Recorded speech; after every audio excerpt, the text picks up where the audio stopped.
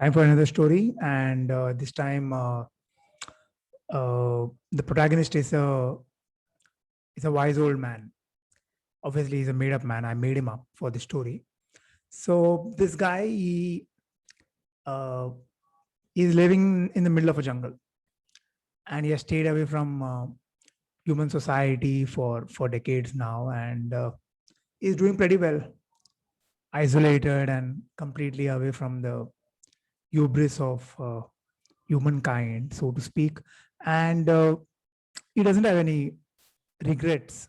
He's okay. He's perfectly fine. He has his routine. He wakes up with the sun and he goes to sleep with the moon, to put it very poetically.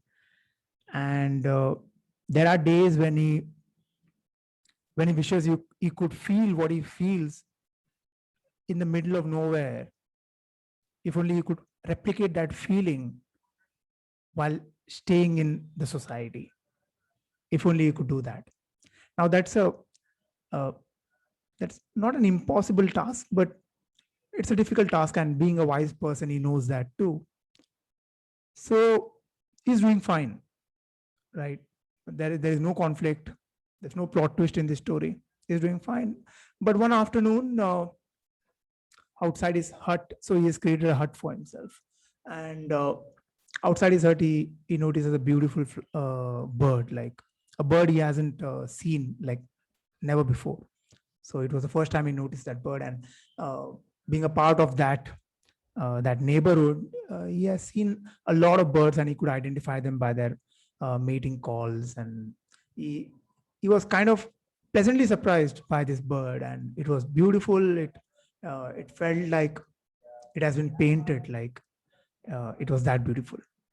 So he kept staring, kept admiring, and he realized at that very instance that all the while, when he was when he was contemplating that he'll be a better person, he'll be happier in isolation, it has it is not a farce. It's okay, like, okay, it worked out for him, well and good.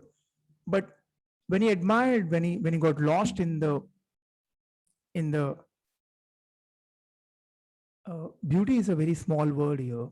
He was basically mesmerized by what he saw because he has never seen that creature before.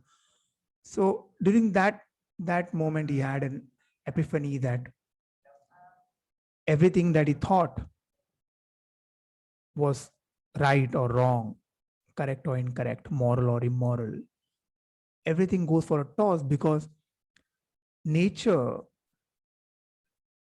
is there just to remind us that you will always be surprised. There will always be something you never thought of before.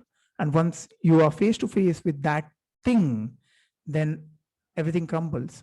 Whatever you thought before that instance is open to scrutiny again. And at that instance, he felt that if only the bird could feel about him the way he felt about the bird. And there is no way he could know the answer, whether that bird even noticed him in the first place.